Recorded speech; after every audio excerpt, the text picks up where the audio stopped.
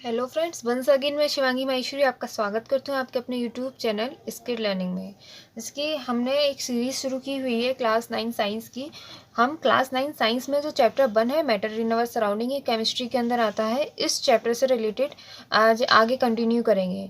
हमने कंप्रेशन या जो प्रेशर होता है, प्रेशर ऑन गैसेस और प्रेशर ऑन लिक्विड, ये हम लास्ट टॉपिक ये हमने कवर किया है। इसके बाद जो आगे के टॉपिक हैं हम कंटिन्यू करते जा रहे हैं। तो सबसे पहले मैं आपको बताने जा रही हूँ कि आज आप क्या क्या टॉपिक पढ़ने वाले हैं, देन मैं आगे उसके शुरू। तो जैसे कि मैंने आपको बताया हुआ है ऑलरेडी, जो फर्स्ट वीडियो थी, अगर आपने वो फर्स्ट वीडियो देखी है तो आपका काफ़ी कुछ क्लियर होने वाला है। तो जो मेरी फर्स्ट वीडियो थी उसमें मैंने सारे टॉपिक क्लियर किए थे कि मैं आपको क्या क्या टॉपिक और किस सिक्वेंस में पढ़ाऊँगी। तो पहली फर्स्ट वीडियो के बाद जो मैंने सेकंड वीडियो बनाई है और जो थर्ड वीडियो बनाई है उसमें काफ़ी कुछ क्लियर हो चुका है। देन उसके आगे का यहाँ है, ठीक है। तो हमें जो टूडेज टॉपिक है, हमें आज क्या क्या पढ़ना है, ये हमें टॉपिक देखने हैं, ठीक है। तो आज हमें क्या क्या टॉपिक पढ़ने हैं, तो देखिए आज के टॉपिक क्या क्या हैं। आज हम पढ़ेंगे वेरियस टेम्परेचर स्केल्स, ओके। तो अलग अलग तरीके के, जैसे फॉरेनहाइट स्केल है, सेल्सियस स्केल है, केल्विन स्केल है और एक रीमर स्केल भी होता है और पांचवा भी स्केल होता है। बट आपके सिलेबस में तीन ही स्केल है, तो आज हम इसे पढ़ने वाले हैं। दूसरा टॉपिक है इवेपोरेशन। हमने बॉइलिंग पॉइंट पढ़ लिया, अब हम इवेपोरेशन पढ़ेंगे। तीसरा टॉपिक है fact affecting the rate of the evaporation, यानी कि जो भी मतलब फैक्टर हैं जो इवेपोरेशन को अफेक्ट करते हैं, यानी कि उस पर अपना प्रभाव डाल रहे हैं, उसे हम पढ़ेंगे। और हमने इतनी सारी जो हमने फेस ट्रांसफॉर्मेशन जो टॉपिक देखा था उसमें हमने देखा था कि किस तरीके से हीट की एक फॉर्म दूसरी फॉर्म में चेंज हो रही है। तो जब वो चेंज हो रही है, यानी कि फेस ट्रांसफॉर्मेशन हो रहा है, तो कहाँ हीट जा रही है ये भी हम पढ़ने वाले हैं। तो इसी हीट को हम लेटेंट हीट के बोलते हैं। इसी तरीके से आगे के जो टॉपिक्स है वो हम कंटिन्यू करेंगे, ठीक है। तो चलिए देखते हैं, लेट्स स्टार्ट, ठीक है। तो क्लास 9th है, ये सब आपको पता है। और इस वीडियो को शुरू करने से पहले मैं आपको एक और बात बताना चाहूँगी कि प्लीज़ मेरी एक हम्बल रिक्वेस्ट है, अगर आप ये वीडियो देख रहे हैं तो इससे पहले जो 2 या 3 वीडियो बनी हुई है उन तीनों वीडियो को आपको देख कर आना है, क्योंकि उन वीडियोज़ में मैंने लगभग इसके सारे कॉन्सेप्ट्स क्लियर किए हुए हैं, आपकी माइंड मेकिंग की हुई है कि आपको किस तरीके से पढ़ना है और अगर पढ़ना है तो क्या क्या टॉपिक पढ़ना है और क्या क्या टॉपिक है। और कुछ टॉपिक मैंने डिस्क्राइब भी कर दिए। ये कुछ 10 टॉपिक्स यहाँ लिखे हुए हैं। ये 10 टॉपिक्स तो बहुत कम है, मैंने इससे पहले के जितने भी सारे टॉपिक्स हैं वो सारे डिस्क्राइब किए हुए हैं। तो उसके लिए आपको मेरी प्रीवियस वीडियोज़ देखनी पड़ेंगी, जो कि आपको क्लास 9 की प्लेलिस्ट में मिल जाएंगी। तो देखते हैं टेम्परेचर स्केल। तो सबसे पहले हम टेम्परेचर से शुरू करते हैं। टेम्परेचर होता क्या है? टेम्परेचर यानी कि आपके जो सराउंडिंग में जो भी चीज़ें हैं आपके मुकाबले जो कूल है उसे उसका टेम्परेचर क्या है? ठंडा है। जो आपके मुकाबले जो गर्म है उसका टेम्परेचर आप हॉट बोल सकते हैं। तो इस तरीके से आपके मुकाबले चारों तरफ की चीज़ें किस तरीके से बिहेव कर रही हैं उसी को हम टेम्परेचर बोल देते हैं। तो टेम्परेचर मेजर करने के लिए अलग अलग साइंटिस्ट आए और उन्होंने अलग अलग स्केल दिए। सबने अपना अपना माइंड लगाया और उस माइंड के अकॉर्डिंग उन्होंने टेम्परेचर्स के स्केल दे दिए। तो देखिए वेरियस टेम्परेचर स्केल क्या क्या दिए गए। तो सबसे पहले एक साइंटिस्ट आए थे फॉरेनहाइट, उन्होंने फॉरेनहाइट स्केल दे दिया। तो उनकी नेम पर ही उनका स्केल का नेम पड़ गया फॉरेनहाइट स्केल। फिर सेल्सियस स्केल, सेल्सियस जो साइंटिस्ट आए थे उनके नेम पे पड़ गया। ऐसी केल्विन स्केल भी उनके साइंटिस्ट के नेम पर पड़ा है। तो फॉरेनहाइट स्केल होता कैसा है? स्केल होता कैसा है? आप अगर डेली लाइफ में अगर आपने स्केल देखा हो तो स्केल होता कैसा है? स्केल एक मतलब एक लंबा सा डंडा होता है और वो कहीं ना किसी पॉइंट से शुरू होता है, किसी पॉइंट पे एंड होता है। तो ये ऑब्वियसली जब स्केल बात हो रही है तो वो किसी ना किसी पॉइंट से शुरू होगा, उसकी मीजरिंग हो रही होगी, उस पर मीजर पॉइंट लिख रहे होंगे, किसी न किसी पॉइंट से शुरू होगा, वो किसी न किसी पॉइंट पर जाकर एंड हो जाएगा, ठीक है। तो फॉरेनहाइट स्केल कहाँ से शुरू होता है? फॉरेनहाइट स्केल होता है 32 डिग्री फॉरेनहाइट, यानी कि 32 पॉइंट से शुरू होता है और देन आगे तक चलता है, ठीक है। ये कहाँ तक चलता है? ये चलता है आपका, इसमें 180 और प्लस कर लो, ये चलता है 210 तक। 32 में आप 180 प्लस करेंगे तो आपका क्या आएगा? 210 आना है ना। तो ये कहाँ से शुरू हो रहा है? ये 32 डिग्री फॉरेनहाइट से शुरू हो रहा है, 210 डिग्री फॉरेनहाइट तक चल रहा है, ठीक है। सेल्सियस स्केल कहाँ से शुरू होता है? इसी तरीके से एक स्केल होता है या एक पैमाना होता है जो कि सेल्सियस के टर्म में होता है, उसे हम सेल्सियस स्केल बोलते हैं। ये कहाँ से शुरू होता है? 0 से शुरू होता है और ये 100 तक चलता है, ठीक है। इसी तरीके से केल्विन स्केल होता है। वो केल्विन स्केल कहाँ से शुरू होता है, कहाँ तक चलता है? वो 273 से शुरू होता है और 373 तक चलता है। तो इस तरीके से हमने सिर्फ अभी तक बहुत छोटा सा पॉइंट पढ़ा कि सारे स्केल कहाँ से शुरू हो रहे हैं और कहाँ से चल रहे हैं। तो हमने एक मतलब यहाँ पर जो भी हमने पढ़ा उसका एक हमने डाटा यहाँ बना के रख लिया है कि फ़ारेनहाइट स्केल कहाँ से कहाँ तक होता है। फ़ारेनहाइट होता है 32 डिग्री फ़ारेनहाइट से 210 डिग्री फ़ारेनहाइट तक सेल्सियस स्केल 0 से 100 तक के बीच में, और केल्विन स्केल 273 से 373 तक के बीच में होता है। इतना तो आपको क्लियर होगा। यानी कि जो फ़ारेनहाइट स्केल है 32 to 210 और जो सेल्सियस स्केल है 0 to 100 और केल्विन स्केल है 273 to 373, तो इतना आपको क्लियर हो गया। ठीक है, अब ये सिर्फ स्केल जानने से कुछ फायदा नहीं होगा, स्केल आपकी किसी काम के नहीं होने वाले हैं। स्केल जानने से बेहतर है आप एक तरीके के स्केल को दूसरे तरीके के स्केल में कैसे मेजर करेंगे। मान लीजिए आपको 100 बुखार आया है, तो वो आपने डिग्री सेल्सियस में नापा है कि फ़ारेनहाइट में नापा है, आपको पहले वो पता होना चाहिए। देन आपको एक ट्रांसफॉर्मेशन, एक तरीके की स्केल को दूसरे तरीके के स्केल में चेंज करना आना चाहिए। ठीक है, तो देखिए किस तरीके से हम चेंज करते हैं। चेंज करने का भी ये कोई टीचर नहीं सिखाएगा आपको, और ये लॉजिक है। अगर आप इस लॉजिक को सीख जाते हैं तो आपको इसके जो फॉर्मूलेज, वेरियस फॉर्मूले, उन्हें याद करने की जरूरत नहीं पड़ेगी। सिर्फ आपको स्केल के नंबर से याद करने हैं, कौन सा स्केल कहाँ से शुरू हो रहा है, कहाँ पे खत्म हो रहा है। देन मैं आपको फॉर्मूला बनाने की ट्रिक ही बता दूंगी, जिससे आपको फॉर्मूले कभी याद रखने की जरूरत नहीं है। उस ट्रिक को याद रखिए और देन आपका सारा काम कंप्लीट हो जाएगा। तो फ़ारेनहाइट स्केल के बारे में बात करते हैं। जैसे कि हम सबको पता है 32 डिग्री फ़ारेनहाइट से शुरू हो रहा है। ठीक है, तो कोई भी स्केल जहाँ से भी शुरू हो रहा होता है हम उसको माइनस करके लिख देते हैं। जैसे फ़ारेनहाइट स्केल है तो हमने फ़ारेनहाइट लिख दिया, सेल्सियस स्केल है तो हमने सेल्सियस, और केल्विन स्केल है तो हमने केल्विन लिख दिया। ठीक है, इसका साइन बना दिया। कहाँ से शुरू हो रहा है उसी डिजिट को हमें माइनस करके लिख देना है। ये 32 से शुरू हो रहा है तो हमने फ़ारेनहाइट में से 32 माइनस कर दिया। ये 0 से शुरू हो रहा है तो हमने सेल्सियस में से 0 माइनस कर दिया। और एक केल्विन 273 से शुरू हो रहा है तो हमने के में से 273 माइनस कर दिया। ठीक है, आपको इतना समझ में आया? इतना तो बहुत आसान। अब हमें अपॉन में क्या लिखना है, इन दोनों का जो भी डिफरेंस आएगा, इन दोनों को जब आप माइनस कर लेंगे तो जो भी आंसर्स आपके आएंगे वही आपको नीचे लिख देने। इन दोनों का माइनस करके 180 आना है तो आपने 180 नीचे लिख देना है। इन दोनों का माइनस करके 100 आना है तो आपको 100 नीचे लिख देना है। इन दोनों का माइनस करके आपको फिर से 100 आना है तो आपको 100 नीचे लिख देना है। यही होते हैं कि एक स्केल को अगर आपसे कोई पूछ ले तो इस तरीके से हम एक स्केल को दूसरे स्केल में चेंज कर सकते हैं। तो आपको इतना समझ में आ गया फ़ारेनहाइट स्केल को सेल्सियस स्केल और केल्विन स्केल में कैसे चेंज करेंगे। तो देखिए, अब आपसे अगर क्वेश्चन पूछा जाए how to change Fahrenheit into a Celsius, ठीक है, तो फ़ारेनहाइट स्केल को आप सेल्सियस स्केल में कैसे चेंज करेंगे। तो आपको पता है फ़ारेनहाइट स्केल कहाँ से कहाँ तक चलता है, 32 से 210 तक चलता है। तो मैंने आपको बता दिया कि किस तरीके से लिखते हैं। सबसे पहले फ़ारेनहाइट, देन जो से भी स्टार्टिंग होती है वो लिख देते हैं, उन दोनों के बीच का डिफरेंस लिख देते हैं। और इसी तरीके से सेल्सियस स्केल के टर्म्स आपको यहाँ पर नोट डाउन करके रख देने हैं।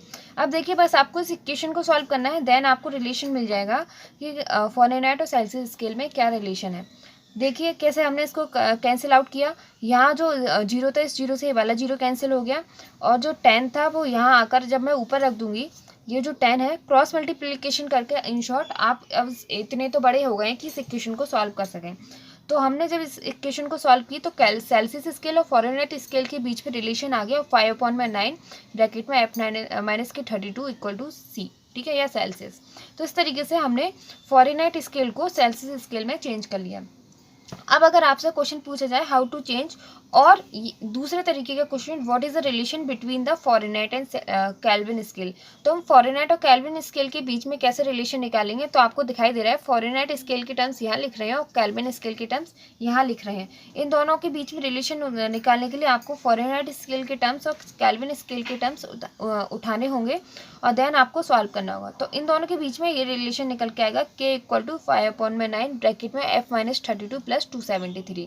तो ये आपका रिलेशन होगा kelvin scale and Fahrenheit scale के बीच में। देन आपको थर्ड क्वेश्चन पूछा जा सकता है what is the relation between Celsius and kelvin scale. तो सेल्सियस स्केल के टर्म्स आपने देखे थे C-0/100 और केल्विन स्केल के टर्म्स थे K- के 273/100। इन दोनों को सॉल्व करेंगे तो केल्विन और सेल्सियस के बीच में रिलेशन आ जाएगा केल्विन इक्वल टू सेल्सियस + 273। इतना आपको क्लियर हो गया कि किस तरीके से हम एक स्केल को दूसरे स्केल में ट्रांसफर करते हैं। तो चलिए अब इस स्केल के ट्रांसफॉर्मेशन के ऊपर कुछ क्वेश्चंस देख लेते हैं। तो क्वेश्चंस, तो यहाँ आपका क्वेश्चन है पहले तो हमने जो भी फॉर्मूले ड्राइव किए उस फॉर्मूले को हमने यहाँ लिख दिया। अगर कोई पर्सन इन फॉर्मूलों को याद कर सकता है, लर्न कर सकता है तो वो लर्न कर सकता है, वरना आपको मैंने वो टेक्निक बता दी, उस टेक्निक का बस आपको यूज़ करना है और उसी से आपके फॉर्मूला या जो भी फॉर्मेट है वो निकल आएगा। ठीक है, तो मेरा पहला क्वेश्चन ये है change 14 degree Fahrenheit into Celsius. तो change 14 degree Fahrenheit into Celsius. आपको 14 डिग्री फ़ारेनहाइट को सेल्सियस में चेंज करना है। तो हमें फ़ारेनहाइट में क्या दे रखा है, 14 डिग्री फ़ारेनहाइट दे रखा है, ठीक है। तो हमें ये तो गिवन है, आपको इसे किस में चेंज करना है, आपको इसे चेंज करना है सेल्सियस में। तो फ़ारेनहाइट और सेल्सियस के बीच में आपको रिलेशन निकालना पड़ेगा। तो आपको यहाँ फर्स्ट फॉर्मूला दिखाई दे रहा है, फ़ारेनहाइट और सेल्सियस स्केल के बीच में जो रिलेशन है C इक्वल टू 5/9 F-K32।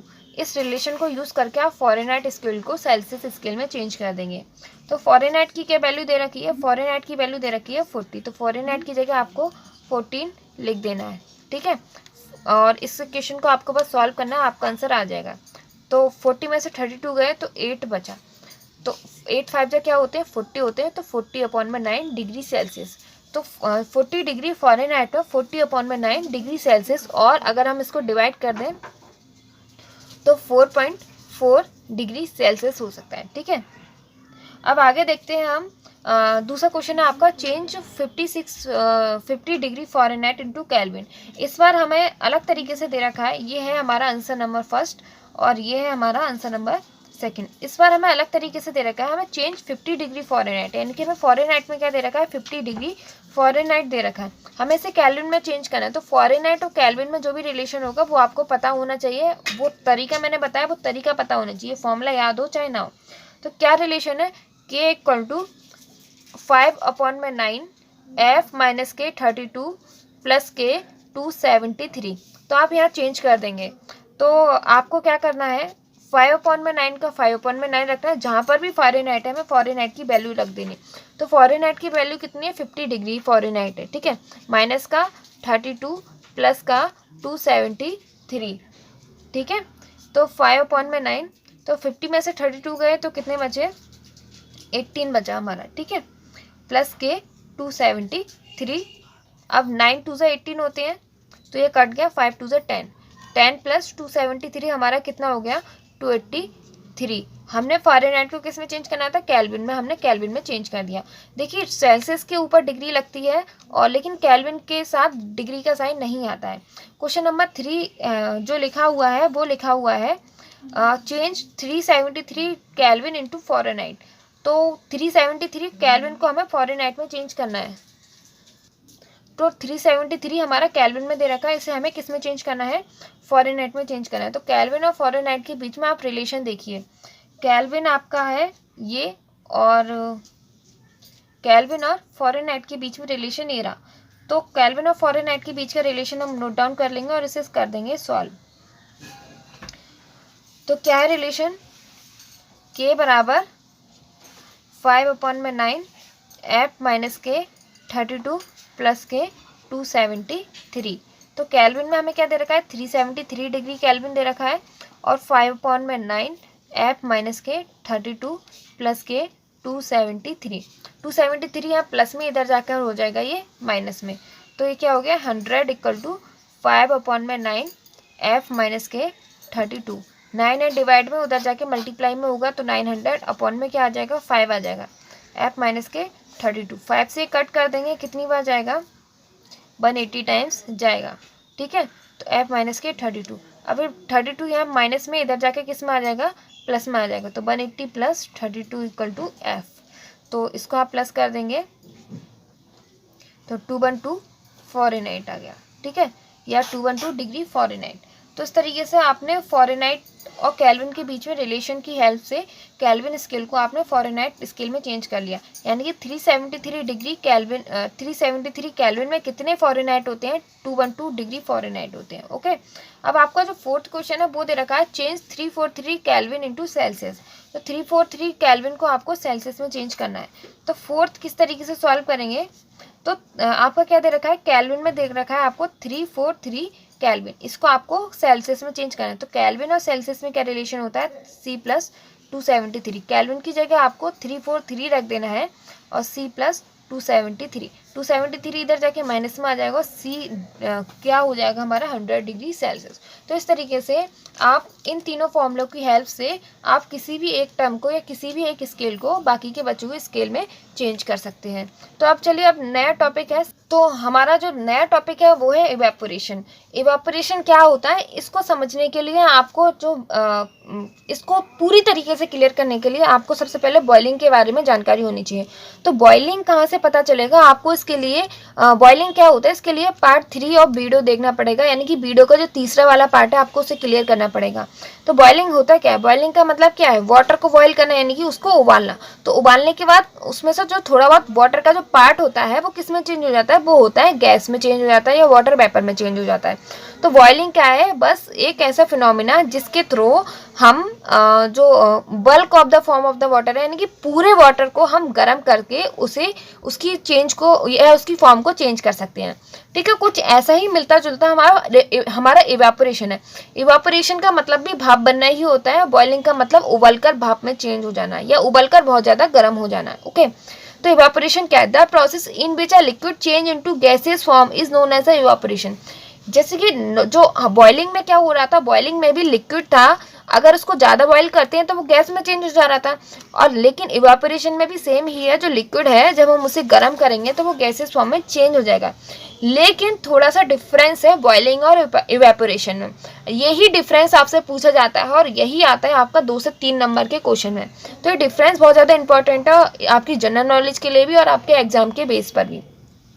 तो बॉइलिंग क्या है, तो इवेपोरेशन क्या है, ऐसा प्रोसेस जिसमें एक लिक्विड किस में चेंज हो जाता है, गैसेस फॉर्म में हो जाता है चेंज। ठीक है, इसके आगे एक और बात लिखी गई है, इवेपोरेशन क्या है, इज अ सरफेस फिनोमिना, यानी कि इवेपोरेशन का जो प्रोसेस होता है वो ओनली बाय सरफेस होता है। बॉइलिंग में मैंने आपको क्या बताया, बल्क फिनोमिना है। बल्क यानी कि जो पूरा वाटर है वो पूरे वाटर का हर पार्टिकल गर्म होगा धीरे धीरे, देन बॉइलिंग होगी।